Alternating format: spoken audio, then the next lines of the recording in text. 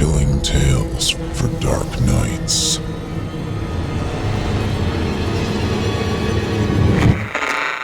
Want to make sure you never miss a Chilling Tales for Dark Nights video again? Be sure to subscribe and hit that bell to turn on notifications.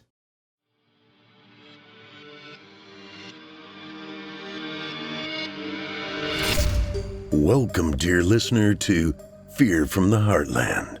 I'm your host, Paul J. McSorley. Set aside some moments now and take an adventurous ride on a journey into the psyche of some talented writers. They will dig into your being and titillate you. Oh, I love that word, titillate. While the stories may not all take place in the Heartland, I am delivering them to you from the Heartland. My intention is to strike fear and confusion into the mind, soul, and yes, the heart. This is Fear from the Heartland.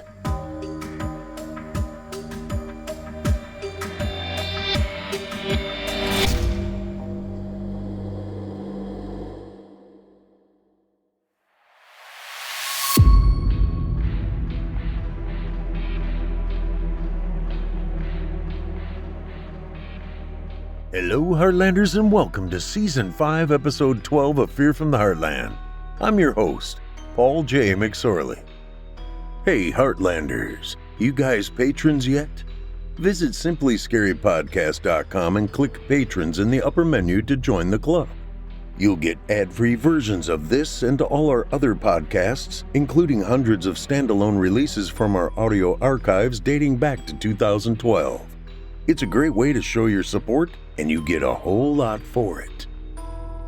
A three-legged dog limps into a saloon in the Old West. He growls, "I'm looking for the man who shot my paw." In the Old West, a lantern was often mounted on a horse for nighttime travel. It was thought to be the first generation of satellite navigation. A preacher rides into a town in the Old West. His horse keeps stumbling around the street. The reins are finally grabbed by the sheriff, who says, "This stallion okay?" The preacher says, "Yes, we passed through a patch of peyote and he ate some. But that's aside, I come to tell you of God's good word to help you worthless, sinful heathens to..." The sheriff shakes his head, struggling to hold the animal still, and says, "Now, before you go preaching to us, why don't you get off your high horse?" Hank Belbin brings us a tale tonight with a setting in the old American West. Let's get after it. The American West is yet to be tamed. Lawlessness and violence are as common as drought. The Ballad of Jakob follows a ruthless gang of bandits who encounter an unknown man sitting in Black Oak Saloon and offer to escort him through the canyons. The gang then stumble into a nightmarish world where homesteaders are being murdered and the people responsible are yet to be found. And now, for your indulgence, The Ballad of Jakob by Hank Belbin.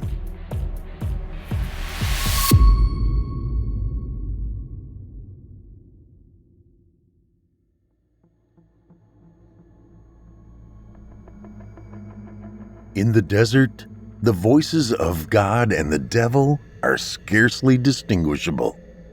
Lauren Isley. Chapter 1. The Saloon. Laying in the thoroughfare outside the saloon was a pile of 20 smoldering bodies stacked on top of each other like logs. The gang of bandits that had just rode into the twilight town trotted silently past the aftermath of the funeral pyre, and no man had any words to say beyond smirks. The charred bodies laying in the dust before them twinkled, and the embers rose up from their smoking remains like lost stars. Black Oaks was supposed to be their next target for a great robbery, but instead, it was an empty skeleton of a town with only a handful of lowly residents standing alone on the various decks and balconies, all observing them quietly. A few oil lamps glowed in darkened windows, and on the perimeters of the town, a pack of sickly dogs yapped and barked at each other. The Moss gang hitched up their horses and turned and surveyed the empty shell. Clouds of dust blew languidly across the dim thoroughfare, and there was no movement. In the wake of death, they fit right in. They were a ragtag group of bandits whose order of business was to ambush families out on the prairie and steal whatever they had before selling them onto a fence in whichever border town they had found themselves in. Their saddlebags were already loaded with trinkets, ornaments, and stolen gold and jewelry from all the misfortunate families who had had the bad luck to come across them. They had never left anyone alive and would take great pleasure in torturing them before killing them. Moss dismounted his horse first and landed in the dust with a thud. He then stood and spat into the dust. "I need me a drink," he growled. He turned and headed for the saloon. His gang followed. "What's with the bodies, you reckon, Moss?" Jesse asked with a snigger in his voice as he gestured to the pile of ash and skulls. "Scarlet fever," Luke answered. "Disease that could take out a whole outpost. Seen it before. They're trying to contain it by burning the sick." Luke was a runaway who was found by the gang on a long stretch of road. They took him in and he quickly proved himself to be good in a fight. Jesse was a reedy rat of a man with dirty blonde hair and a sharp grin who always had a problem with folk bigger than himself. They entered the saloon in series, and the wrinkled bartender standing behind the faded wooden bar looked across at them all wearily. "Buenas noches, caballeros," he said. The gang didn't reply. They each headed for the bar. "Whiskey?" the bartender then asked apologetically. Si, senor, whiskey," Moss rasped and leaned against the bar with his arms huddled as if he was trying to protect something within his hug. "Eres Mexicano? Do I look like some bean eater to you? Give me a drink." There was a pause before the bartender replied. "And your friends?" "Same." "Say, mister, what happened here? Place looks like a fucking graveyard." Jesse chuckled while leaning in. The bartender looked sideways at Jesse as if aggrieved and muttered, "Plague, taking on near on the whole town? If I were you folk, I'd have these here drinks and ride on, lest you get sick too." "Then why are you still here?" Jesse challenged the bartender. "My family, mister. They're amongst the dead outside. In the morning, I aim to bury them proper. This here saloon is mine in addition. I can't turn and leave because I've got nowhere to leave to." "My broken heart," Jesse then mocked. "How you gonna know which ones are yours amongst that pile of cinder?" The bartender gritted his teeth at the comment and faced Moss with hollow eyes. $5, mister," he said, whilst almost looking at the floor. Both Luke and Jesse chuckled and turned away. "You know what? Give me a bottle instead," Moss said lowly. $15, mister," the bartender replied as if ashamed to ask. Moss nodded and reached into his pocket and produced a coin and flicked it so it whined off over the bar and clanged amongst the crate of dirty glasses on the floor behind. "Muchas gracias, mi amor." Moss winked and turned and found an empty table on which to situate himself upon. His gang followed him like a litter of puppies, and each one sat down. The room was dim and cramped and smelled of sawdust, and their table sat in the middle of it like an exhibition.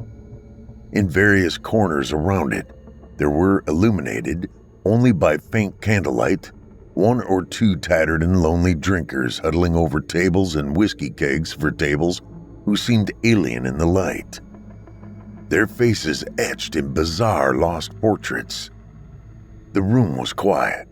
There was a piano by the stairs, but it was covered in dust and hadn't been played in a long time. It was a sad old thing, the same as everything else in the saloon. Everyone about looked ragged and beaten down, glum and sullen, and the town itself stank of death. Moss could still smell the acrid stench of the burnt corpses outside, even when he covered his nose with his sleeve. He took a shot of whiskey in a vague effort to numb his senses to the smell. The humor soon left the gang and none spoke for a while. Without words, the gang all sighed, surveying the scene, and faced each other and exchanged disappointed glances, and realized there was no score to be had greater than robbing someone for a few dollars or pesos. After almost a week of traveling across the prairie, Moss was hoping for somewhere with a few more amenities to offer than a plague and a barn disguised as a saloon. "It's a dead end, Moss," Eli said eventually. Eli was a stunted and pale fat man with a child's face and a bald head. His innocent gaze often disguised his depraved mind. His penchant was rape and torture. "Agreed," Moss grunted. Luke looked around absently at the dilapidated old bar and almost slammed his fist into the table at the frustration of it all. "There ain't no score here, Amos. I thought you said there was a bank," he said, turning to face the man. "There was," Amos yapped back. "I believe it's that there building burned to rubble across the street from us. Ain't my fault it's gone." Amos was cross-eyed and always reeked of urine. His slack jaw revealed only 2 canines and 1 front tooth. "God damn it. Rode all this way for this fucking dust bowl of a town. Ain't nothing but a bowl of piss here," Luke said as he scratched his eyebrow. Flakes of ash from the dead bodies outside fell from his brow line and onto the table. The gang sat in silence for the better part of an hour. Each man had his fill of whiskey and brooded. The bartender had brought another bottle over, and the men drank from it greedily. "We gotta make some money, Moss. I mean, them federales are on our heels. We need to go north and quick," Luke announced, breaking the heavy quiet. "You think I don't know that?" Moss said. "So what are we gonna do?" "We just need money." "But from where?" "Just give me a goddamn minute." Eli lifted his head and looked around at all the other patrons in the bar.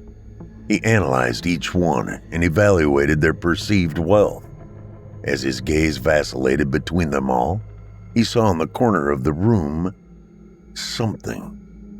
His stare fell upon a strangely shaped man huddled alone at a table. A man everyone had somehow not noticed. Eli stared at him some more and noticed the man's hands. When he caught a glimpse of the sight, his eyes glowed slightly. "What about him?" Eli announced, whilst pointing to a lone man sitting in the corner of the saloon. They all turned casually and saw sitting underneath the stairs a great shadow of a man sitting motionless, staring down at his glass. It was the first time anyone had noticed him. He appeared at first like a great dark bat squatting in the eaves of an attic, shrouded in the gloom and darkness, unmoving. Only his pale and sharp face gave the blur in the corner any kind of definition that could be named a man. "Him?" Luke questioned with bemusement. "Looks like some down-and-out drifter to me." "I didn't even see him," Amos said.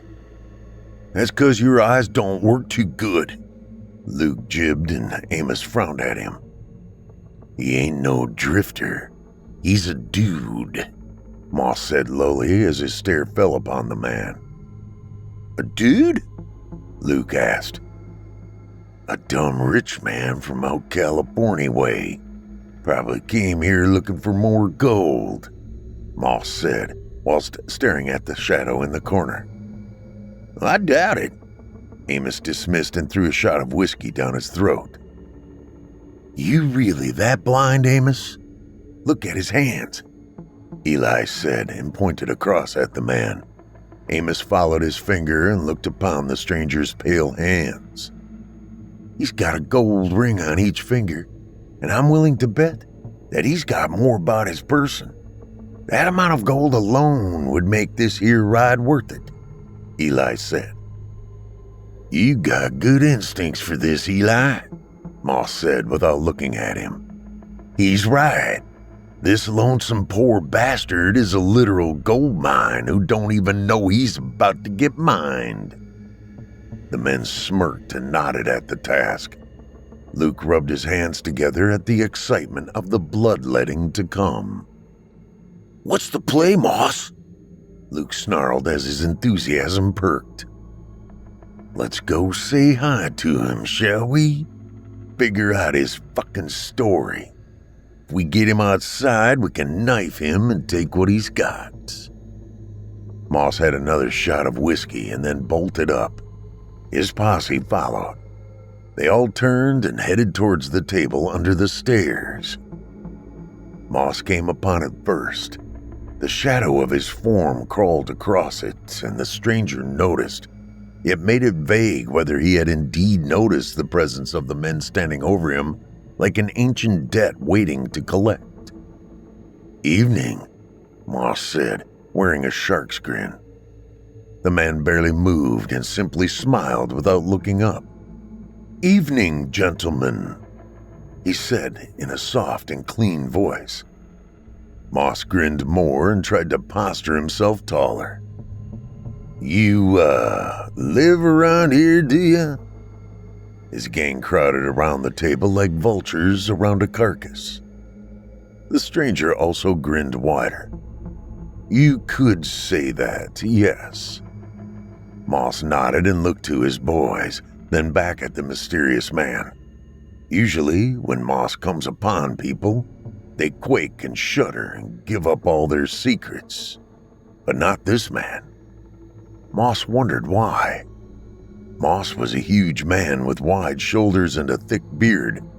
So, why wasn't his presence intimidating this loner? It's just, you don't look like you're from around here, he said, doing his best to appear agreeable. The stranger chuckled lightly. And where is here exactly? This town. Mind if we join you? Moss announced and sat down opposite the stranger before waiting for a response. The stranger didn't appear insulted. Instead, he looked pleased to be accompanied now. By all means, I have plenty of whiskey for you all. Tell your friends to sit down also. Moss squinted and looked across at the man. Why is he not scared of me? Moss thought to himself. He then gestured for his gang to join him around the table. Suddenly, Moss felt exposed. What was it about this man's unmoving aspects that alarmed him so much? What's your name, friend? Moss asked. Jakob Gray. The tall stranger replied and poured each man before him a shot of whiskey with bizarre hospitality. Moss looked across at the darkened form and studied him curiously. Jakob was a freakishly tall and lean man, wearing a huge green waxed duster that draped over his frame like a collapsed tent. The duster held various repairs and stitchworks along its sleeves and across the chest that were clearly earned from conflict. Even whilst sitting down, it was apparent that Jakob was a massive man. His limbs were elongated and his thin, wiry hands poking out from the sleeves looked like two hawk's talons that clawed and gripped at his whiskey glass as if it were indeed his prey about to be consumed. Jacob's hair was long and black and parted down the middle of his skull like two black proscenium curtains on the stage of his chiseled face. He wore a pair of sunglasses that were two black discs that looked like stones obscuring his eyes. They sat perfectly on the bridge of his nose as if they were indeed an extension of his body. His face was sharp and angular and had the distinct avian quality of a raven with his high cheekbones and long pointed nose. His cheeks were gaunt and hollow and swooped down unnaturally into an incredibly pointed chin shaped like the pommel of a sword. "And yours?" Jakob asked. "Moss, these here my fellers," he said as he gestured around the table to his men. "Welcome, gentlemen," Jakob said. "You a veteran or something?" Eli asked. "A veteran of what?" Jakob turned. Eli looked across at his gang, puzzled. "Of the war." "Which one?" Jakob smiled broadly with a veneer of malice. Moss shuffled in his rickety chair and spoke. "I believe what my friend is attempting to ask you. What are you doing here alone?" "I'm here by the commission of Archibald Titus. Have you heard of the name?" "Yeah, he's the oil man. Set up them oil fields across New Mexico. An industrious man who found oil on his own and then went on to set up the empire," Amos said. "Correct. A learned man you are. Alas, I believe this town to be stocked with nothing more than dullards and ranchers. It has gone to hell recently, I must profess. Most folk appear to be dead round here, so I'm guessing the conversation has been somewhat lacking," Luke said and sipped his whiskey politely. "Indeed, but the ordeal is almost and mercifully at its terminus, for I am to depart in the morn. I am here to transport the wages of those poor dogs who work the fields. I have many a bag of coin for them workers that I needs must transport through canyons and upward to their coffers in Bartlesville." The gang shared a glance. The corners of their eyes lit up each, and every man saw that the ultimate score was razor close. Moss cleared his throat and leaned forward toward Jakob. "And where are these bags of coins at this present junction?" "Outside, in the wagon behind this establishment." Jakob smiled. "You trust leaving it unattended like that?" Luke asked. "As you announced earlier, friend, everyone in this town is dead." "Not everyone," Eli chimed in. Jakob smiled even more and revealed his stark and lurid grin. Jakob raised his glass towards that grin and rifled down a great shot of whiskey, yet seemed not to wince. "Dead, either literally or figuratively, it's the same thing," he said calmly as he set his glass back down. "I'm not following you, partner," Moss said. "Look around at those standing here with us. Take him, for example," Jakob said as he pointed out a lone husk of a man leaning against the bar behind the gang. "Do you see glints of life in his eyes? Or is he merely wandering aimlessly through the pantomime of his own life? No purpose, same as the others, nowhere to go, because the aspects and existence of their lives are so meaningless and ineffectual and abhorrently apparent that one could argue the point of whether they are indeed alive to begin with. Does a human with emptiness have any more position or gravity in the world than that of air or water or ash?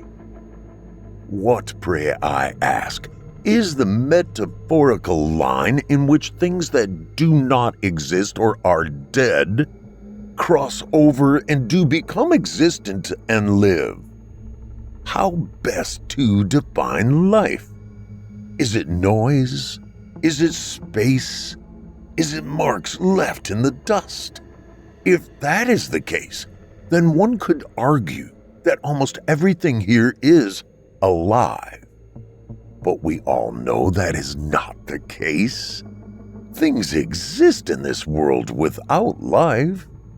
Sticks flow down rivers, yet just because they are moving, it does not render them alive. The folks in this town move, but none of them are alive. That's quite an outlook on life you have there, friend. Please, call me Jacob. You know, that gold you're carting around, you're asking for trouble in an area like this. I mean, we had done just rode past several homesteaders who had been all scalped and flayed. Good people trying to make a living who had been cut down. Moss said without irony. You don't have anyone with you? No one riding shotgun? No, he said with a cavalier attitude. I've never required backup.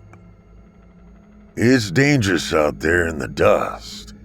What do you reckon to, me and my boys escorting you through the canyons? The canyons? Jacob replied coyly, as if flirting with the man. There's the Muertos Vivientes gang roaming this area. You ain't heard of them? Bad folk who dismember and cook anyone they come across. Luke interjected. I's been found all torn up. If they find you, I don't want to ruin your night, but they will scalp you, skin you, and take the coins from you like it was nothing. If you're on your own at night, you gotta get your head down, ain't you? We could watch your back. Right, boys? That's right, Eli said. Damn straight, Amos then said. Moss turned and grinned at Jacob. So, what do you say, friend? You give us a small cut, say 5%, and we'll get you there. Jacob nodded. Sounds hospitable. It's better than hospitable, Jacob. It's peace of mind. And what are your credentials? Credentials? Do not take it as an insult, but I have learned not to take a stranger on their word alone. I'd like to know your and your men's combat and defense experience. Moss chuckled and leaned in as if about to confide the secrets of the universe. Well, here's the thing, amigo. We're fucking degenerates is what we are. Shit, I've killed more people than you've probably met. If there's anyone you'd want on your side in a fight, it's me and my boys. Moss slurred as the whiskey finally took a hold of him. We will massacre anyone you want us to. We'll wage war on everyone for the right price. Jacob's grin at the statement then became so pronounced that the edges of his mouth were practically underneath the corners of his eyes. Well then, I assess that to be satisfying enough. What better predator to accompany me through the valley of the shadow of death than that but death itself? Hyenas are formidable foes, yet powerful allies. Tomorrow at sunrise we shall all dispatch together. Now, let's drink. Drink, man!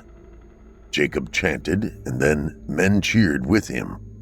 For tonight, deeper bonds shall be forged.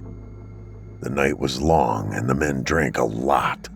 At some point, the ancient piano was revived, and one of the gang sat in front of it and banged the keys rhythmically until they made no note at all.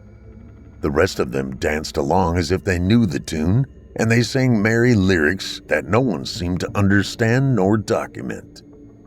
Before sunrise, someone, a patron of the bar or a resident of the town maybe, was stabbed to death in the interim, although no one within the gang can remember who exactly did it. As they all rolled around on the floor together in the middle of the saloon, the bartender stood over them and announced that a man was dead down the side of the building. The gang laughed with Jacob, and they all stood up and stumbled out the doors and swayed to the side of the building to find a corpse laying on his back in the dust. His eyes were wide open, staring upward at the cloudless moonlit sky as if searching for something, and his throat was slashed apart as if it had been delivered with a broken bottle. The crusted blood bubbled out of the nameless man's opened neck, and all the gang laughed again with Jakob. Soon after, they all fell down into the dirt together and slept and dreamt of blackness. Chapter 2.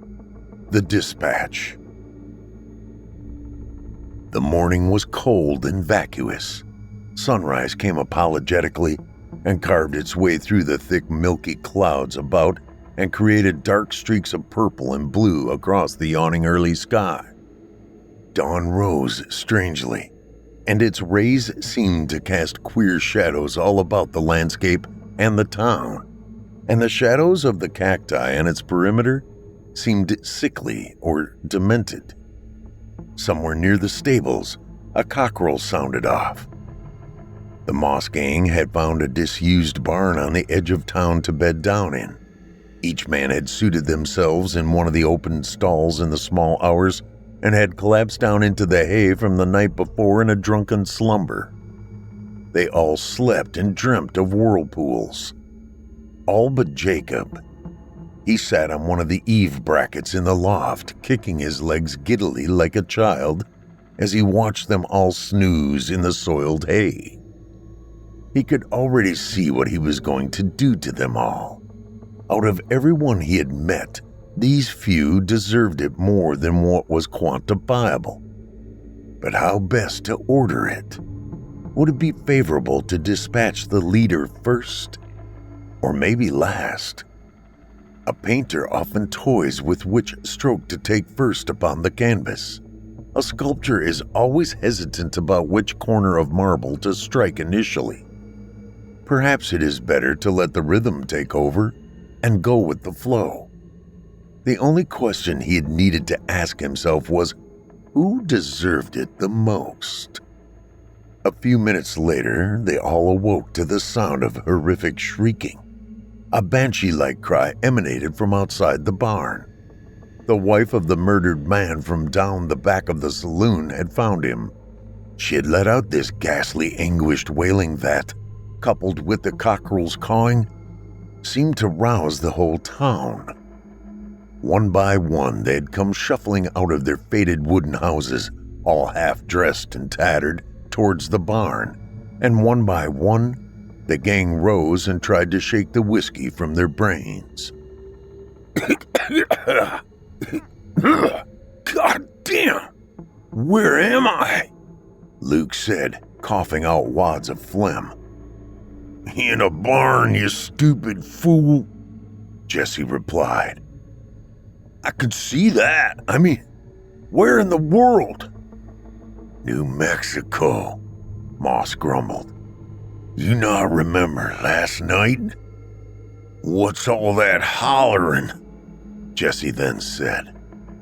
There's something going on out there, Moss, Eli said as he spat into the hay and looked out through the cracks in the door. Seems the whole town ain't too happy with us.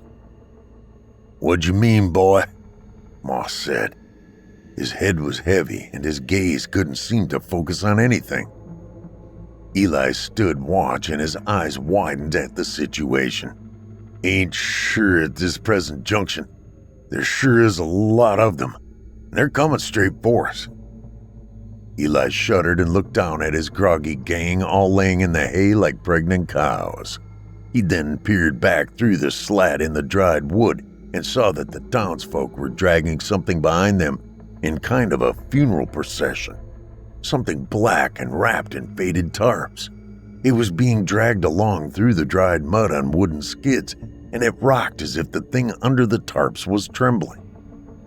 Ceremoniously, as if the last rites of a funeral dirge, the cortege conducted a semicircle and then came to a stop in front of the barn doors. Everyone outside the barn then stood as motionless as the cacti that surrounded the town. The silence widened, and Eli watched on curiously. Swells of dust blew across the thoroughfare in seemingly random directions around the unmoving townsfolk. Then, through the middle of the ranks of men came a lone woman dressed in a faded and ripped floral dress. She marched out in front of the people and stood facing the barn. "You in there! You murdered my husband!" she bellowed. "You killed us all! Who's gonna farm now?" Eli watched through the crack as the woman in the tattered dress broke down and started crying and wailing in the dust. Her dead husband lay next to her like a cart full of kindling. "Damn it, that's right. Someone was killed last night," Luke said. "Who done it?"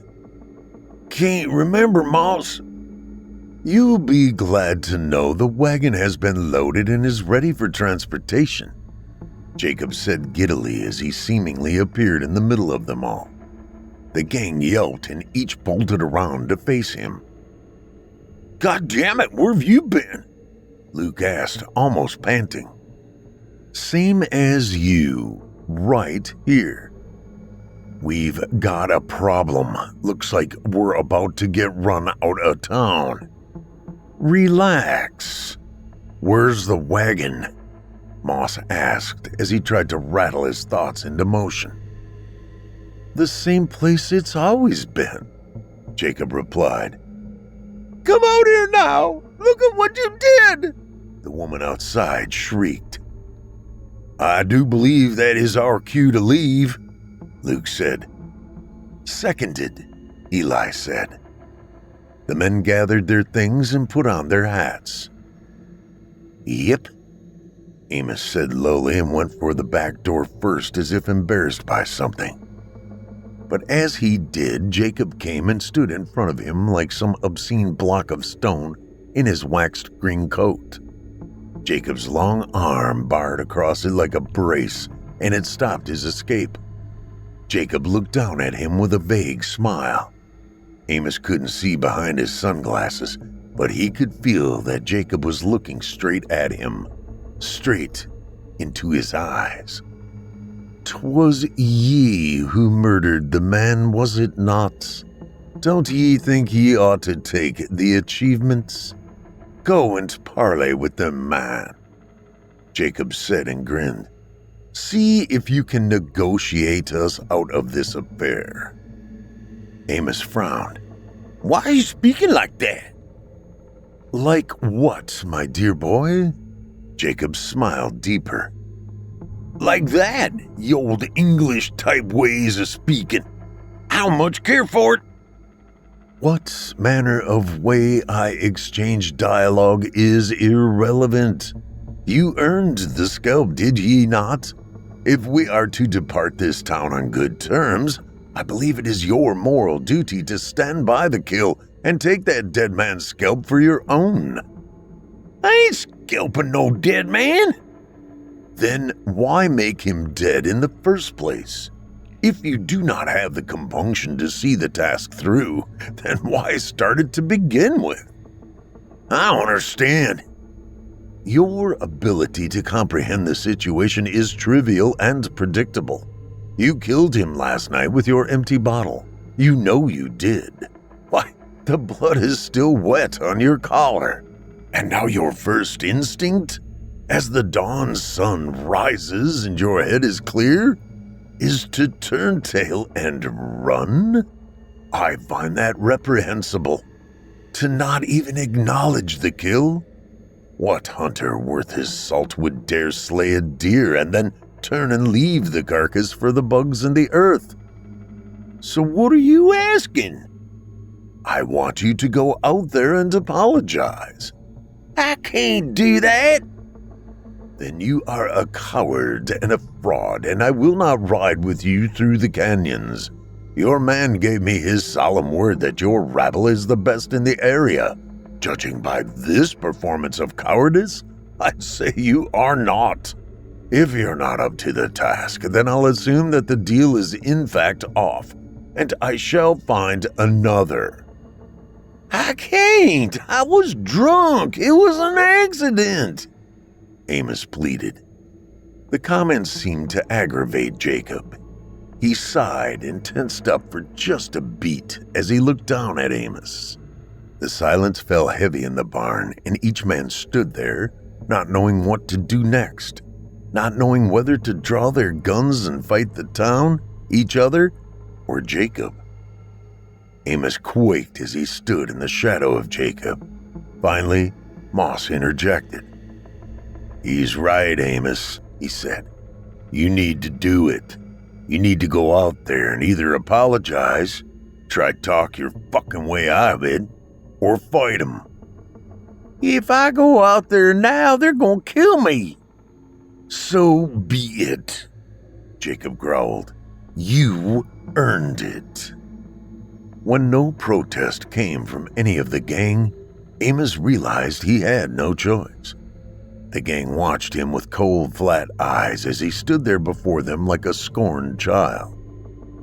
He turned, and he walked towards the creaking barn doors like a man being led up the steps towards the noose. He allowed himself a small whimper and shut his eyes for a second before he resigned himself to the task. Amos reluctantly kicked the barn doors open and strutted out towards the mob.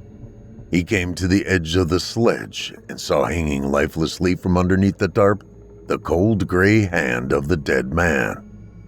The dress shirt was covered in dried black blood, and his palm faced upward to the sky as if attempting to catch something. All the townsfolk, with their rifles trained upon him, watched sharply. Amos decided he was not about to apologize. Instead, he reached for his knife and unsheathed it. "God damn it, they call me a coward, but I'm anything but. I show them." But before he could make it to the corpse and take his prize, a lone bullet from an anonymous rifle hit him square in the chest, and he stood stunned for a pause. The silence that followed the shot was deafening. He looked down and saw that his shirt was wet now. He dipped his hands into the wound and saw that there was blood on his fingers. He looked back up at the town in startled amazement. "Who the hell shot me?" And then the shooting started. The deafening crack of their repeaters echoed across the ashen landscape. Amos managed to take 10 rounds before he fell into the dirt silently.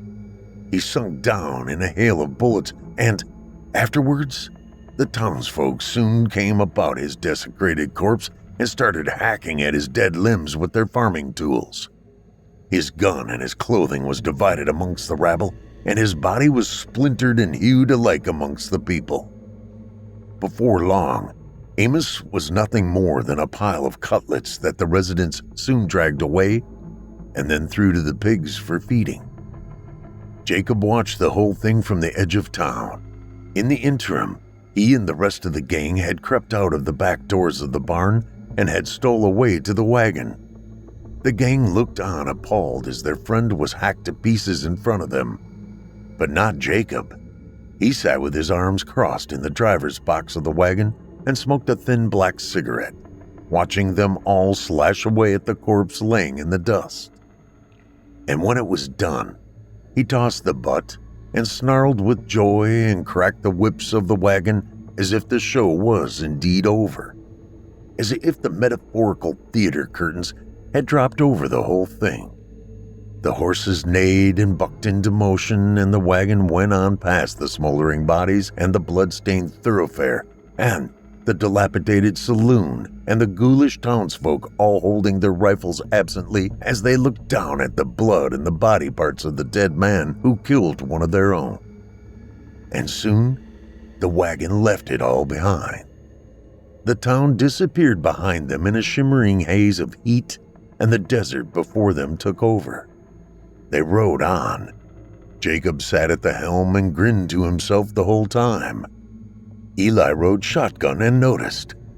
The rest of the gang followed on horseback. "Why do ye smile all the time?" Eli clamored. "It's all just a big pantomime, isn't it?"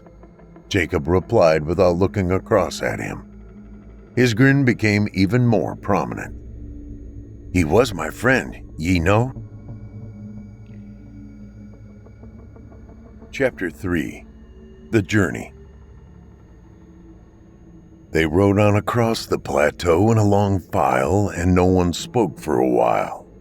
The dry wood wagon in the middle was already moaning under the heat and the terrain. Everything was bare and absent of life. Only the constant lazy thumping of hooves and clanking of pots and gear gave any definition to the emptiness. There was a series of stunted mountains to the south. Westward, flat like the ocean, lay the horizon, and that was where they were riding to. Those first 2 days, no one spoke beyond agreeing towards setting up camp and what direction was best to take. The tension of Amos's death hung over the convoy like a suffocating cloud, and Moss wondered whether it was a good move to go with Jakob after all. No one wanted to address it directly, but they all wanted to kill Jakob more than ever previously. The prospect of stealing the gold became a bonus to the mission instead of its focus now. That night they set up camp around the wagon, and each man took sentry throughout the night, and in the morning they dispatched without breakfast. The ride across the plateau was long and uneventful, and they saw nothing but buzzards following their convoy. In the afternoon, they saw the rugged edges of the canyon looming up from the flat white horizon in dust-shrouded benediction, as if the shelter of which would provide salvation for the rogue men from the burning heat of their sins.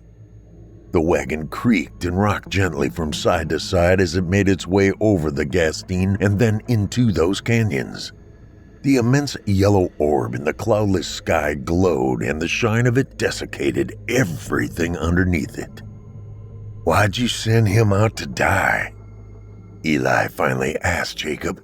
It was the first time anyone had spoken all day. "Why do you think I did?" Jakob retorted. "I don't know. That's why I'm asking. If there's one thing I despise the most about humanity, it's unaccountability. If your man back there chose to acknowledge his faults and sought to make reparations, then I would have gladly helped him when the time came. But instead, he chose irresponsibility. His actions were reprehensible. He deserved to suffer." Eli didn't reply. Instead, he sagged down and looked forward absently at the unending tunnel of the canyon before them. In a peculiar way, he knew Jakob was right. Jesse rode alongside the wagon and had heard the whole exchange. For an answer, he spat aggressively off the side of his horse and then rode on past the wagon to meet Moss at the front of the cavalcade. He came alongside and looked across at Moss as the pair of horses trotted slowly across the craggy road. "You gonna allow this, Moss?" Jesse challenged. "He done got Amos killed." "No, I ain't. When the time is right and we're clear of New Mexico, we'll take him then." "I could have put an end to it last night, Moss." "Keep your fucking voice down," Moss growled. "I could have stuck him with the knife in his sleep and we'd be on our way with that there wagon by now. Instead, we're riding through this dust bowl. Why don't we just turn around and shoot him now?" "Have you seen the gold yet?" "No," Jesse said. "Neither have I. We don't know if he's bluffing yet or not. He may still have to pick up the coins, or they could be locked in safes. What about them rings he's wearing? That'll be enough, surely." "You ain't thinking right, boy. Don't do anything until we know he's got the gold about his person." "If you won't, then I will," Jesse snarled and rode ahead of the posse. "You won't," Moss called after him. They rode on, and Moss had instructed his men to keep their rifles at the ready and scan the tops of the canyons. If there was to be an ambush on the convoy, then it would be here. But bizarrely, nothing happened. The day was slow and hard, and they bedded down at dusk in a small crevice in the canyon. The meager fire flickered in the middle of them all, and they shared a bottle of whiskey as a form of memorial for Amos. Moss poured 3 fingers worth of the stuff into the dented tin cups that each man held out before him. "To Amos," Moss said and lifted his cup. The gang did also. "To Amos," they all sounded off lowly like a miserable choir. All but Jakob. Instead, he drank his drink while they were eulogizing the dead man and guffawed. But the gang ignored it. Later in the night, when they climbed into their sleeping rolls and drifted off each, Jakob stood above them all and watched inquisitively as they snored, like an ornithologist studying the habits of birds. Several times he had to push his hand to his mouth to stop himself from giggling like a big child and awakening them. The moon was full, and its alabaster shine illuminated the dried and dead canyon in a strange shade of blue. Things that were ordinarily red or green in the day were now all a luminescent azure. He toyed with the idea of doing it now. He produced his giant bowie knife and slid it gently across each man's sleeping throat. But the notion of doing it now seemed ignominious and anticlimactic. He wanted them to suffer first. Only then would he carve out their hearts and grant them passage to the next plane. He only required 1 or 2. The rest he could do what he wished with. Instead of butchering the men, he turned and went and sat on a large boulder in the canyon and carved strange runes into its rock face with his knife. He smiled and whispered strange passages and stroked the carvings once it was done. Affirmed that his markings would be studied and pondered over the next millennium, along with all the other works he had installed across the lands. He then went back to the wagon and pretended to have woken up first in front of the men. As they all rolled out of their beds, blissfully unaware of what could have been, they turned and found Jakob in the middle of them all, perfectly dressed and clean, percolating coffee over a small fire. He sat cross-legged and barely moving, smiling at Moss.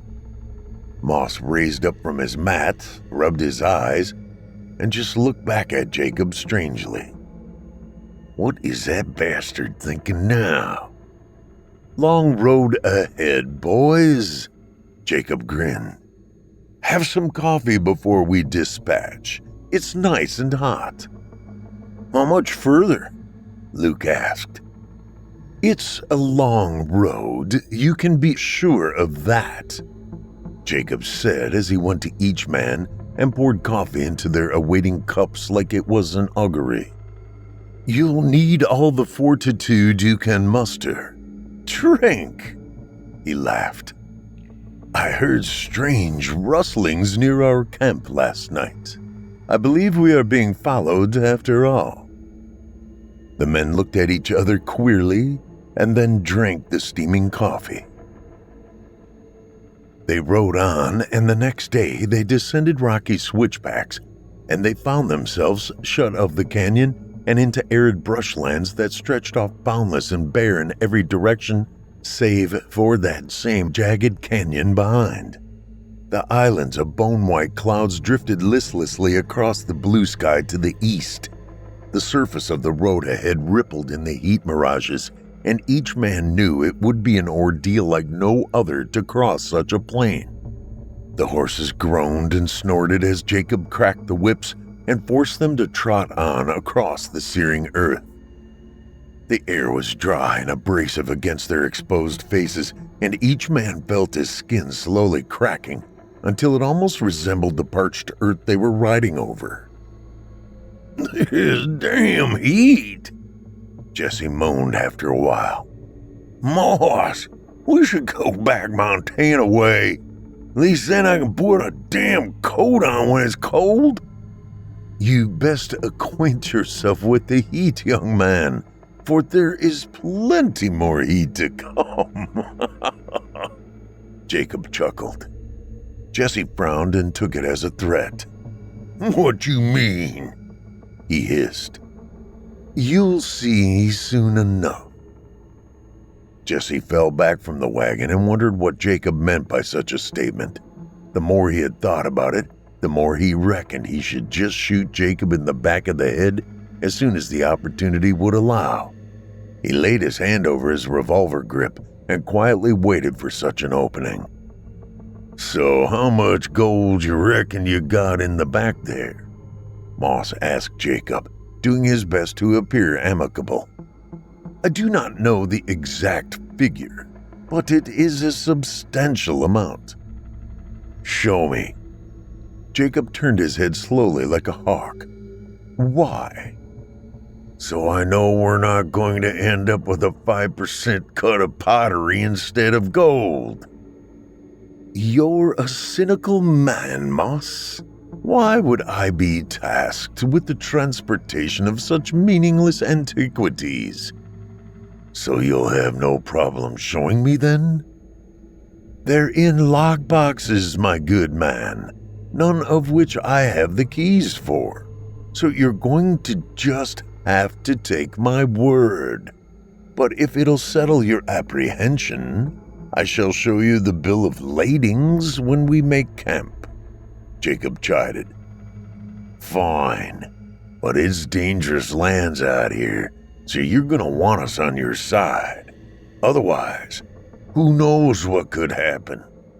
Moss replied and tried to make it sound like a threat, but Jakob seemed not to care.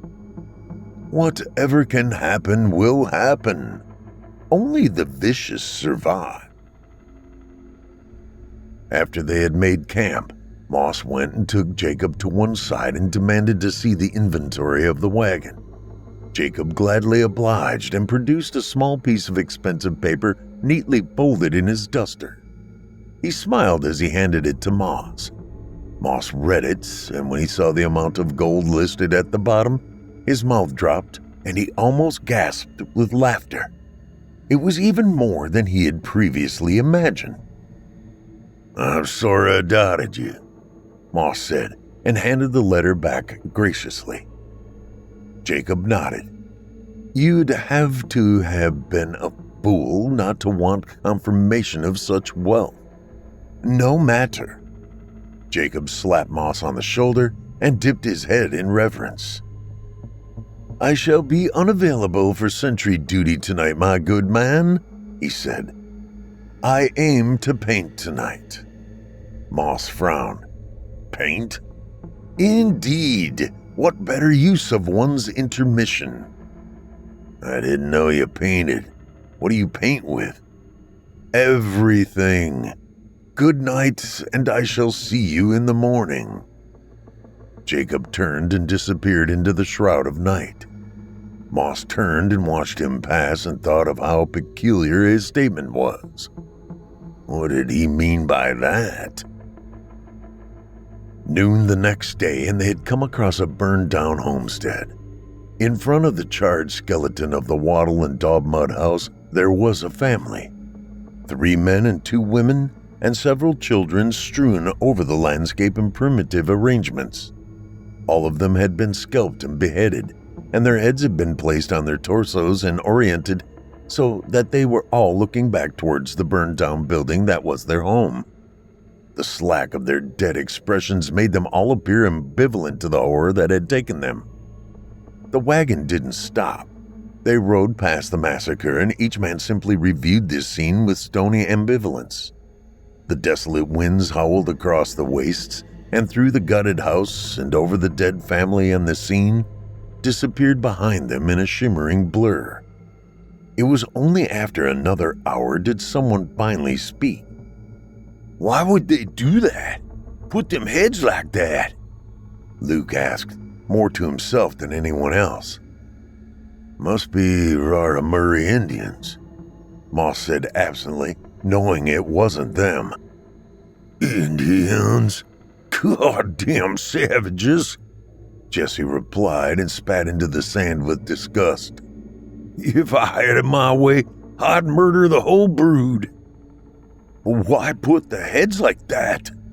Luke asked again, still not satiated. "That didn't look like the workings of no Indians to me." Dominance, my good man, dominance, Jakob said. Luke turned to look at him from his horse. I don't get you. If you wish to possess something, you must first conquer it. This method is applied across all of life, he averred with portentousness. Luke shared a glance with Eli and couldn't find the right words to express his bafflement at Jacob's callous statement. You're crazy, Jakob.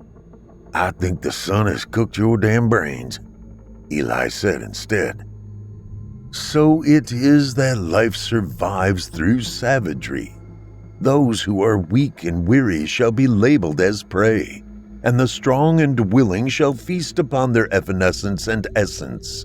Trees fight for sunlight, predators kill for rights to the watering holes, and it shall be that only the cold-hearted and the hungry will survive in such an abysmal and unforgiving land.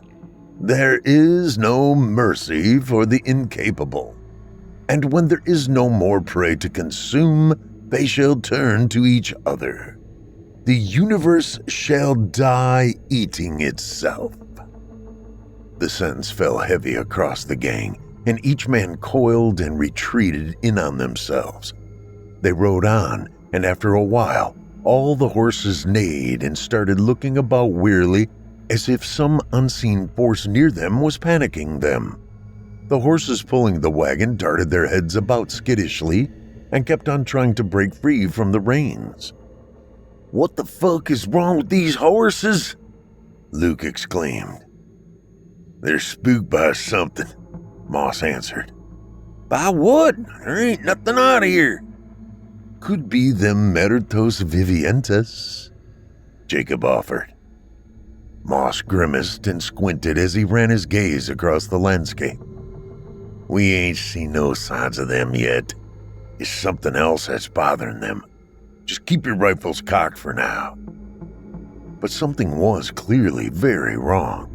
Every so often the horses would buck and attempt to rid themselves of their riders and make off alone into the stark and lurid plains that was the interminable desert.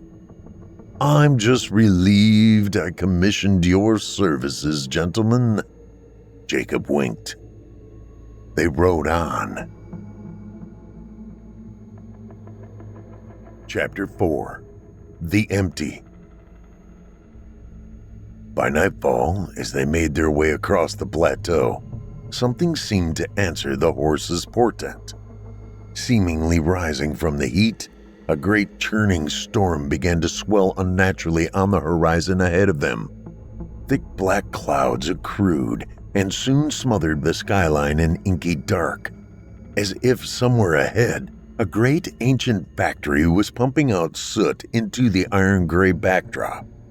Before long, it was all around them, and then it was over them, and the clouds mutated, became gravid with rain, and began to fall.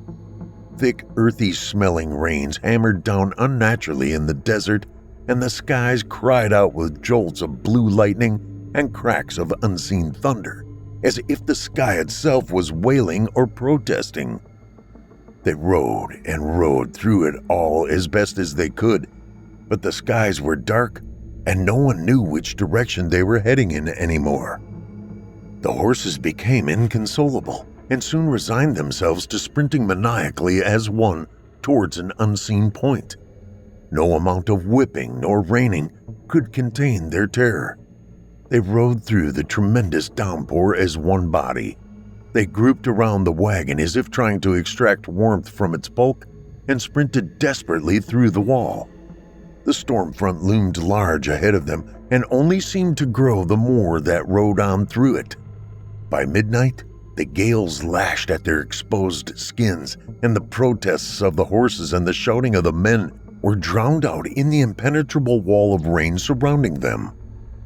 They had tried to make camp, but the downpour was tremendous and no fire could be lit.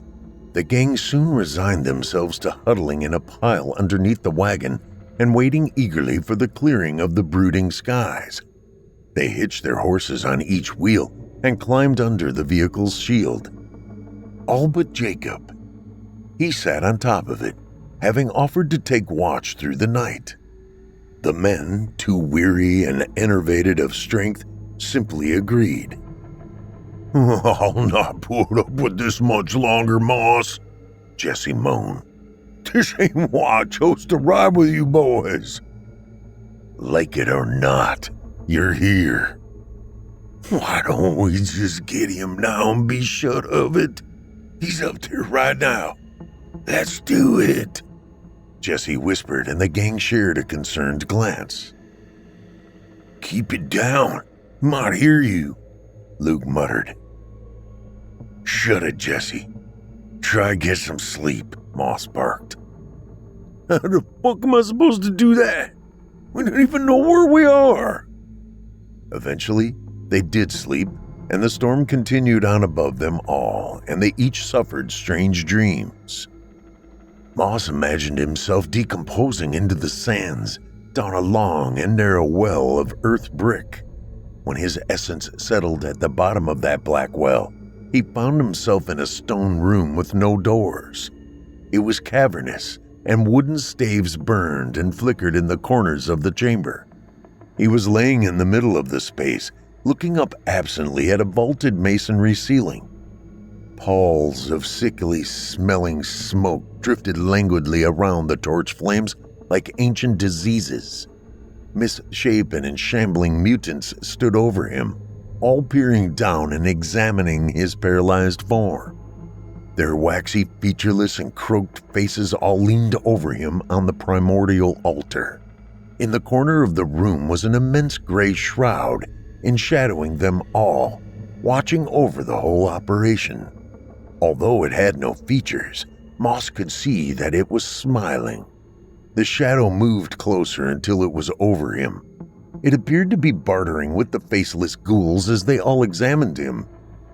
One of them placed its disgusting clawed bat-like hand over Moss's eyes and shut them for him. Moss tossed and wailed in his bedroll as the visions took complete hold of him, and he thought of death and decomposition and the finality of it all. In the morning, the men rose, all haggard and beaten down. The rains and the thunder persisted still, and no man could tell dawn from night. "I just had a very bad dream," Moss croaked as he sat up. Death in the staggering particular. He looked around blearily and considered the dream. Was it a dream? More like premonitions in the half-life of awakening. "Me too," Eli muttered. Death was only the beginning. Eli rose from under the wagon and looked about from his roll mat and saw that Jesse was no longer next to him. "Where's Jesse?" he grumbled. The gang paused and surveyed the area and saw that the space which he had taken up the night before was now vacant, and all his possibles had been packed away. Luke pointed out to the gang that Jesse's horse was no longer hitched. "Must have rode on ahead to scout out the land," Luke said. "I reckon so," Moss retorted. "So, he took off?" "Maybe." Jakob was already sitting in the box of the wagon as if excited to ride on through the rain. "We'll find him soon enough," Jakob said casually. "Let's get a move on." They did. The tired men stuffed away their equipment in their saddlebags and mounted up reluctantly. By noon the following day, the rains had mercifully ceased. As they came to the edge of the storm and broke free of it, they instinctively stopped where they were and sighed. They slumped down each, all glassy-eyed in their saddles each, and they looked at one another with that same haunting grayness across their faces that only dead men seemed to wear. Everyone knew the horses would not last much longer, and when they did go, the gang would perish with them. The pause was not an attempt to regain their stamina, but instead a silent acknowledgement that they may not make it across the waste after all. The sun resumed its natural position, and the heat returned also. It didn't take long for everything to dry out once more, and the men rode on. Out across the sun-blanched wastes that lay ahead of them, baking and barren, the men recognized nothing of the environment and could see no signs of life anywhere. The only sounds were that of the horrible squeaking wagon and the creaking of leather and the clinking of old metal. The ordeal was endless. Jakob began whistling a nameless and joyful tune to himself, and the others sat in their saddles and carved their gaze across the horizon. "Where are we? I don't recognize any of this land," Eli mumbled. "Ain't on no map neither," Luke added. "Where are we, Jakob?" Moss asked. "We're riding in the correct direction. That's all you need concern yourself with." The men shared a glance, but did not challenge Jakob. That evening, the gang made camp in a small pit like a mass grave. They laid down across the rocks within and huddled tight to each other. The nature of their existence had degenerated to such extreme lengths that they now resembled the battered remnants of some Neolithic tribe long forgotten. No fire could be made, and no food was available. Only the yearning for dawn and the promise of food and water remained. "How did we get here?" Eli thought. He remembered once more Jakob's monologue back at the saloon. At which point does life become existence? Is it presence? Is it the marks left behind? Look at that man there. Behold him. Is he alive, or is he merely acting out the pantomime of life? Just because things exist does not mean they are alive. That was how Eli felt. He may have been laying there in rocks, but he did not feel alive. Eli trembled in his bedroll and leaned across to meet Moss. "Moss, he's taking us down to Mexico. We ain't heading east," he said. Moss snorted and spat a pitiful amount of spit out at his feet. "How you figure?" "We're heading south. If we were heading east, then that there sun would have risen in front of us and set behind us today. Instead, it rose to our left and set to our right. South." "Yep. And yesterday, it rose behind us, but set on our left. So how you figure that?" "He's leading us in goddamn circles, Moss. Why would he do that? He's just as good as dead as us. I don't know where we are heading for, but it sure ain't Bartlesville." Later that day, Jesse was found tied to a large boulder in the shape of an X. He had been flayed and the pile of his skin laid in the dust next to his dried body like discarded laundry. His senses had been removed in a primitive fashion. His severed nose, ears, tongue, and eyes had all been placed in a small pile at the boulder's peak and positioned to vaguely resemble the deceased man's face when he was alive. Jesse now looked like a long strip of blackened beef jerky curing under the unforgiving sun. His hollow eye sockets faced upward to its rays, and his jaw was opened in a gasp, as if pleading for mercy. But no mercy had been given. The men gasped as their surbated horses came to a stop in front of the scene. Is that Jesse?" Luke asked the gang, not entirely sure if he wanted an answer. "I believe it is," Jakob replied from the box. They all looked on stunned at the sheer horror before them, and none could think of the right words.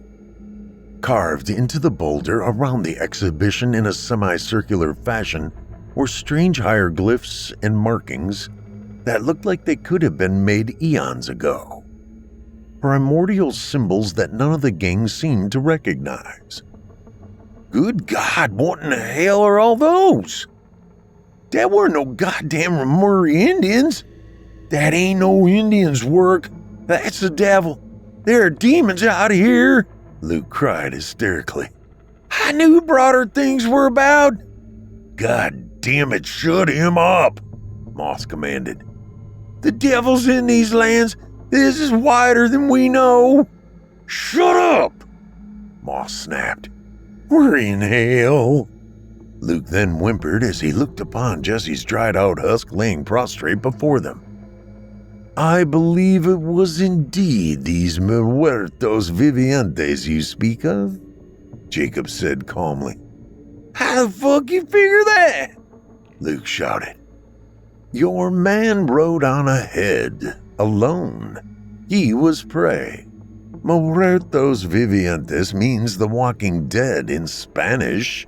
These mysterious specters of the wastes are perhaps just that.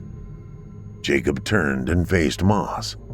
It appears your escort services are required after all, he said. We must stick close if we are to make it across these plains. They hunt like hyenas. We must work together like a pride of lions.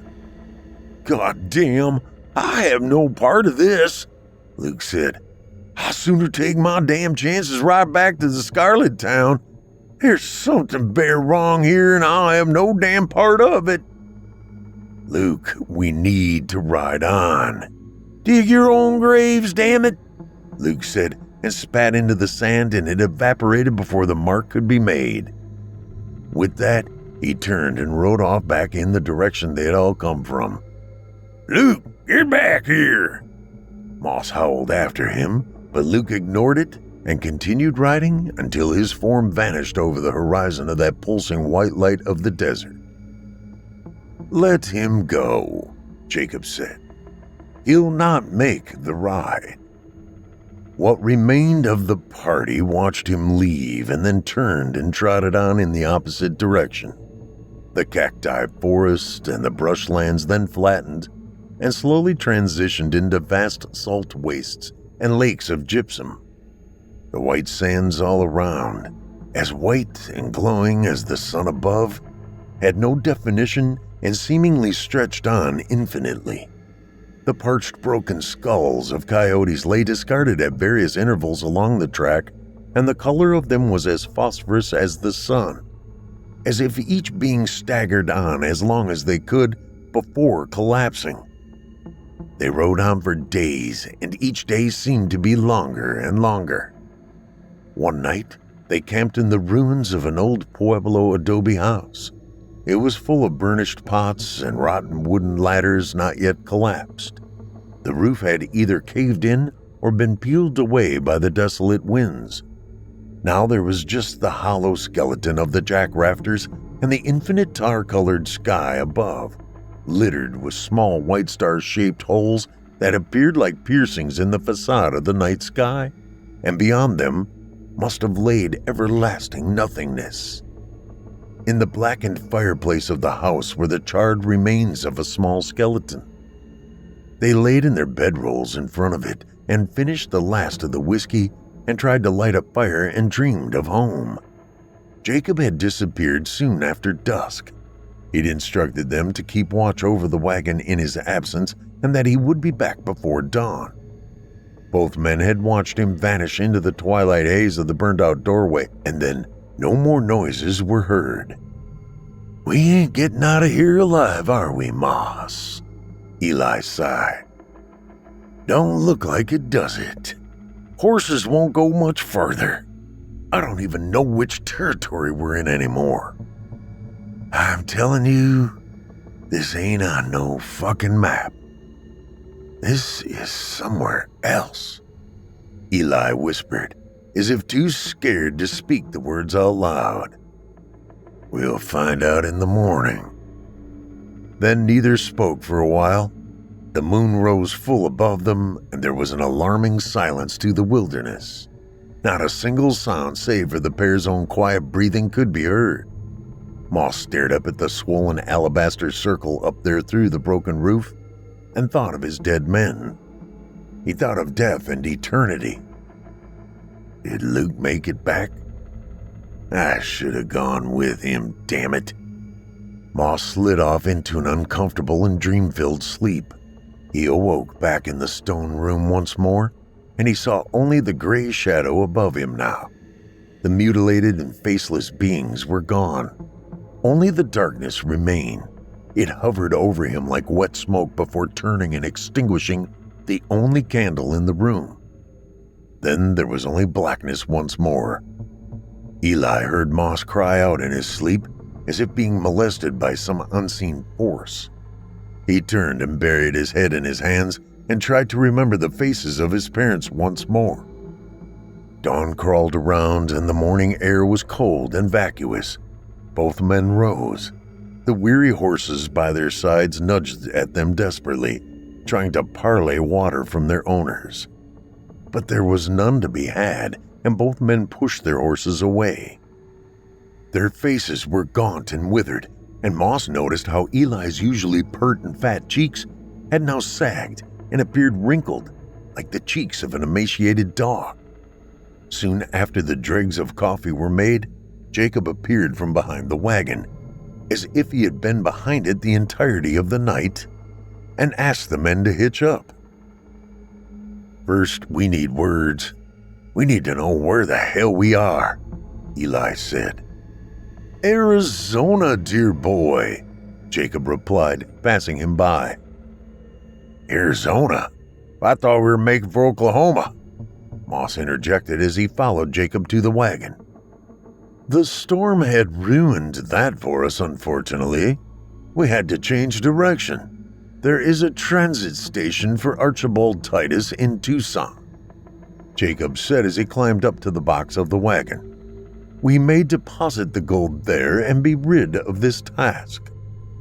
"And what about our cut? I've lost my men out here." "Easily replaced." Moss's face tightened. "What did you fucking say?" he snarled. "They're not easily replaced. They were $500 each, plus an additional $50 for a replacement of your horses," Jakob interrupted with a loud booming voice. "Tucson is a mere 50 miles away. Can you stomach it until then?" Moss looked across at Eli, and Eli nodded solemnly. Both men knew it was their best chance of escaping the desert. "The end is near, friends. The end is near." They set out from the ruins, and the heat rose to unbearable heights, and the horses and men alike swayed drunkenly as they scrabbled over the parched and cracked landscape. The sun's rays cast their doomed shadows over the land like elongated silhouettes of skeletons shuffling along in single file across the blade's edge of the horizon. To the east, far off in the distance, a great rolling wall of sand and dust made its way across the flat plateau. They rode on. Chapter 5. The End. Dusk, and they had come to the vast rim of a great and ancient meteor crater that spanned at least a mile across and just as deep.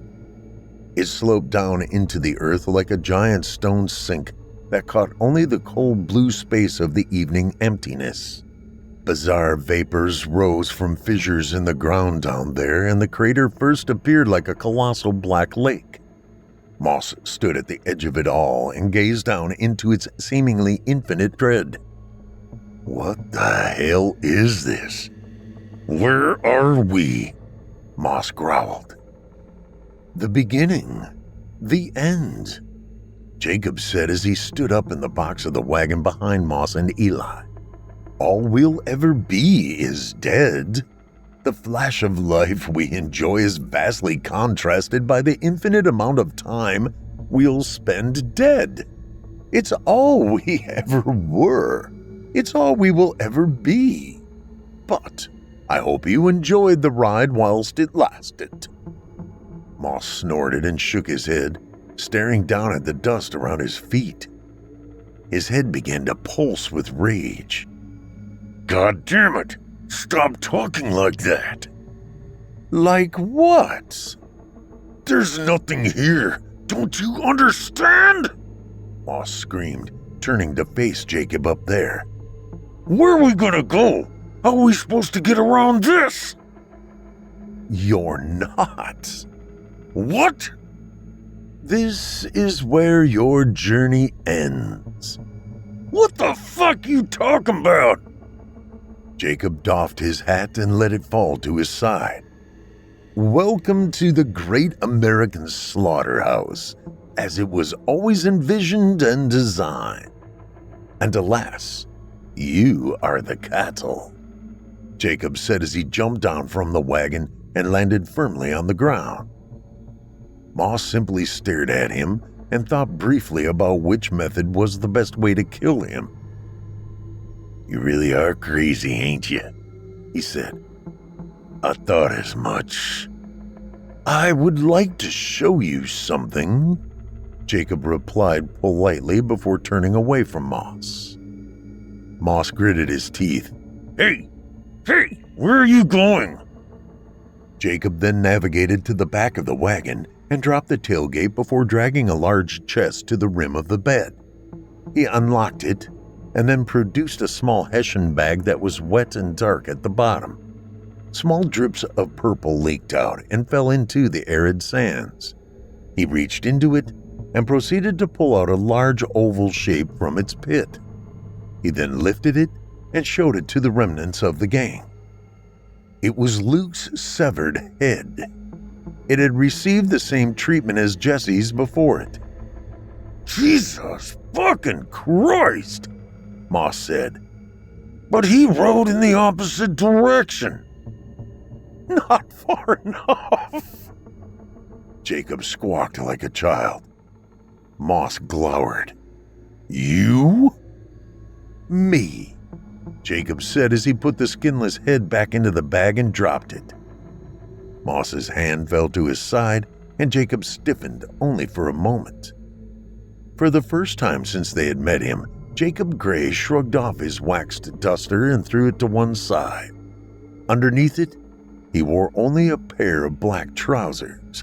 His body was lean and sinewy, and across his torso and limbs were tattoos rendered through scarification. They were esoteric hieroglyphs and depictions of demonic entities upward reaching to some nameless presence.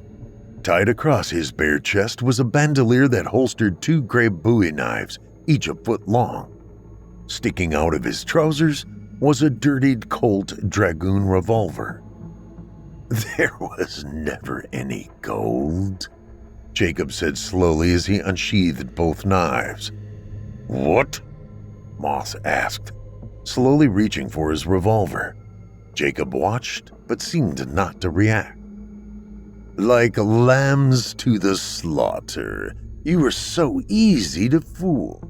I will admit, it has been one of my more ignominious efforts to bring you here. I was hoping for so much more. Moss jerked down and drew his revolver and tried to raise it to Jakob, but before the action could be completed, Jakob threw those massive blades at Moss in one slick move like it was some carnival trick. Both lengths of metal slammed into his chest with the precision of bullets. Eli screamed in horror and could only watch on as Moss gasped and fell to the ground. He heaved and made an abominable groaning sound as he tried to breathe. The sun was directly behind Jakob now, making him appear like a pillar of stone before Moss's kneeling body. It was as if Moss was involuntarily worshiping Jakob like he was an ancient monolith. Do you realize how many times I have made this journey? How many souls I've herded to oblivion? Jakob moved forward with slow, serene steps and came to stand over Moss. Jakob looked down at his prize and yanked the knives from Moss's chest like he was trying to retrieve an axe from wet logs.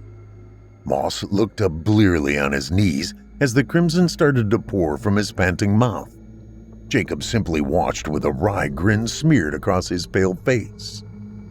It was I who killed the unnamed man in Black Oaks. Your boy Amos marched to his death because of me. Jakob announced, then threw back his head and bellowed and laughed. It would have been more beneficial to bring him along, but alas, watching him be hacked apart like a rabid cow was just too satisfying to pass up. "You goddamn bastard," Moss slurred. "It was I who saw to Jesse, too, and the homesteaders and everyone else. All of them.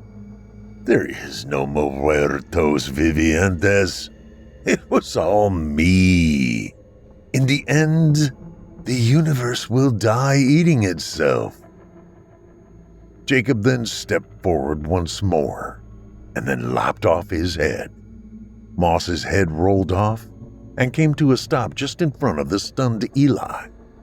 Eli looked down into the cold, flat eyes and saw nothing of the man he had known as his leader. Eli yelped and jerked away from the head and rose and stepped back. Moss was still kneeling as he was before, but now headless. He sat there with his arms by his side, the revolver still in his grip, and the blood trickled slowly from the hole and down his shirt to marry in with the rest of the blood. Jakob stepped over his body and bent over and casually snatched up the head from the dust before heading towards Eli. He held it loosely from the wad of hair at the top, and it rocked from side to side in his grip. Jakob lifted the severed head to meet both their eye lines. "How many miles had your man traveled? 1,000? 10,000? Maybe 100,000? For what? In the end, your lives are all meaningless. The existence of life is a mere bolt of lightning against an endless darkened sky. So quick and insignificant that it can barely be labeled as occurring at all." "What?" Eli whimpered. "No matter. Watch this, my boy. We shall have entertainment yet." He then turned and tossed the severed head up into the limitless blue sky, and with one deft move, he had produced his revolver and fired up at it as if he had performed that same move 1,000,000 times previous. Moss's head exploded like a great gourd up there, and the blood and chunks of bone showered back down onto Jakob like a cleansing biblical rain. He squawked with laughter and held his arms outstretched to catch even more of the matter and welcome it all. "Isn't it beautiful?" Jakob cursed upward. Eli cried out desperately at the sight. "You dirty dog! You scum!" Eli stood and shakily pulled out his revolver from the holster and tried to point it at Jakob's back. His hands trembled, and he couldn't get a square aim on him. Moss's blood trickled down Jakob's sharp face, and he stuck out his pointed reptilian tongue briefly to lick at it and savor the kill. After he sucked at his teeth, he smiled once more and headed towards Eli. "You point a gun at a man's back? What kind of man are you?" "Not one step closer, or I'll shoot," Eli crowed, his voice jittering. "Then shoot, man. Shoot for the good of your soul," Jakob replied and took another step forward. Eli did. The gunshot rang out and echoed across the valley of the crater. But Jakob stood still there before him. His monolithic vulture-like form cast a shadow over Eli. How was that possible? I was aiming right at his heart, Eli thought. "It's possible because I am not one of your kind," Jakob answered.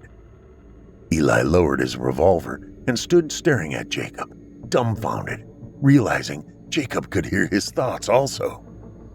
"I don't understand," Eli yapped. Jakob lurched forward like a flash of lightning and clasped his bat-like membranous hands around Eli's podgy face and squeezed it tight. Eli wriggled desperately in his clutches as he felt his skull squirming under the inhuman force of Jakob's grip as he was lifted off the ground. "I have ridden you all into the deepest pits of oblivion, and you barely even recognize the downward spiral you were passenger to. Too caught up in the tangle of your own pursuits.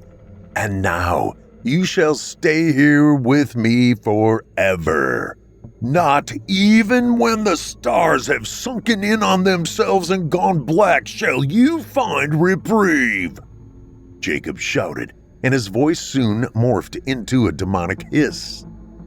It then turned into a bellowing scream like a vile basilisk. Not even when the universe collapses under its own cosmic bulk shall you be granted solace. I will always be here with you in this dusty abyss, and you will never find peace.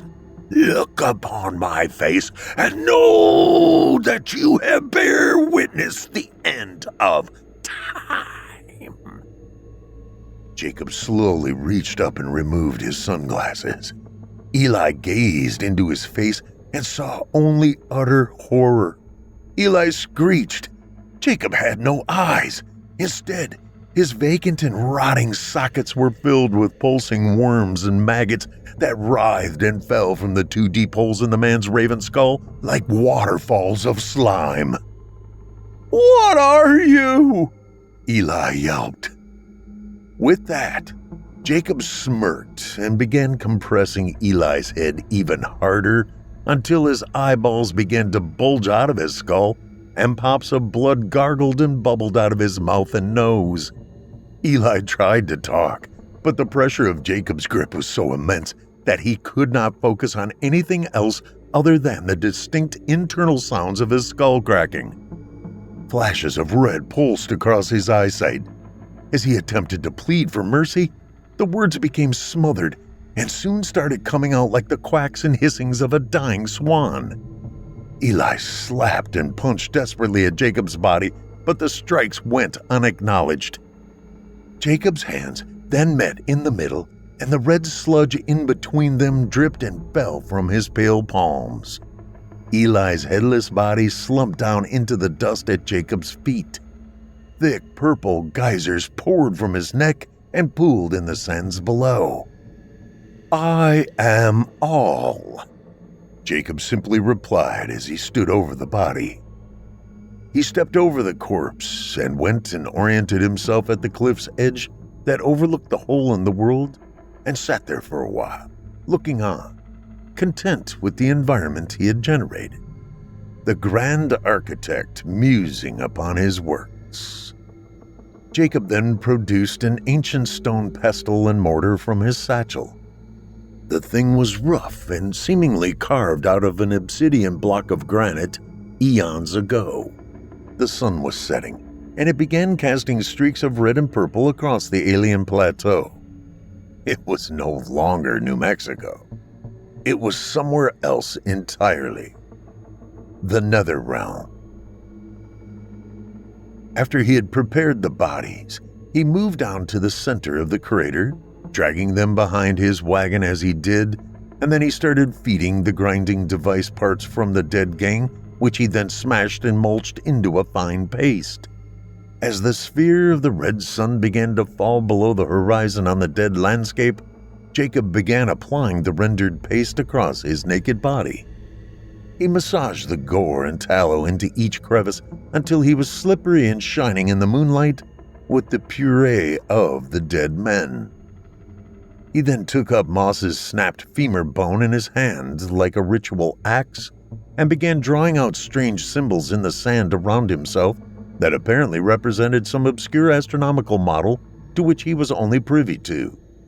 Further out, the horses, now beheaded and skinned, laid around him in a circular fashion that seemingly represented the solar system. He sat in the center of it all, heliocentric and primordial. His greasy, elongated form sat cross-legged like a shadowy puppet at the zenith of some great collapse. His upward-facing palms rested neatly on his knees. The slime of that oiled death dripped down from his body, and he began to laugh. With each new sunrise, he adds another soul to the pit. With every setting of the sun, he herds their essence back to the source. Death. Him. Jakob Gray. The alien who fell to Earth. He's been here ever since the world was young and the sea's virgin, and the cliffs raw and untainted. And he always will be. The perfect agent to marshal and dispense justice. The perfect trade will always have its perfect trapper. Even when only unending void of death remains across the universe, he will still be there, in the middle of that desolation and dust. The great American slaughterhouse. The abattoir for the amoral will always have its specialist flesher. Jakob Gray will never cease.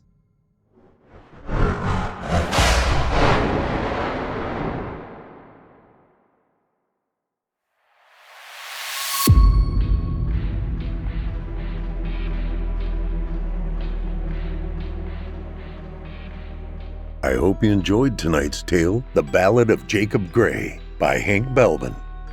Hank Belbin is a horror author and screenwriter from Southampton, England. Primarily focusing on cosmic horror, Hank has had several short stories published on online magazines and is working on publishing his second novel set in Dartmoor, England. He has published 2 full-length plays that have been successful runs at Edinburgh Fringe Festival and also published a literary fiction novel called Moonland. The story is about a struggling actor living in London who falls in with drugs and kidnapping. For more details, go to www.hankbelbin.com. That's HANKBELBIN.com.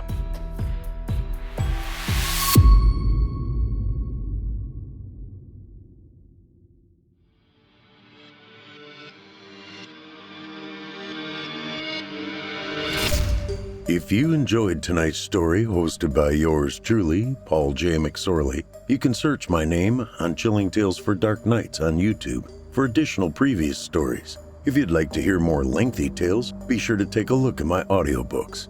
Available now on audible.com or just visit paulsbooks.net. That's PAULSBOOKS.net. You can also find me personally on Facebook and Twitter.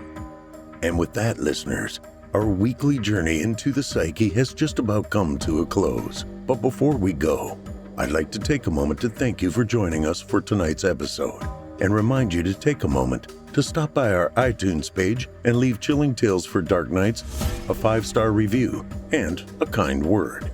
And follow us on Facebook, Twitter, and Instagram if you haven't already.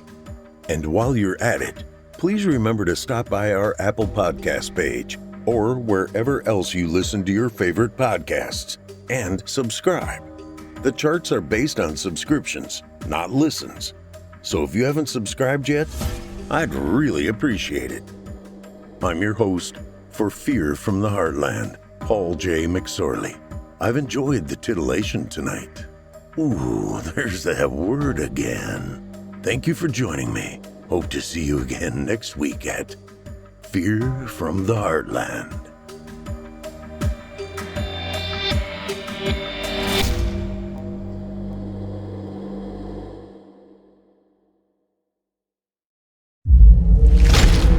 Chilling Tales for Dark Nights.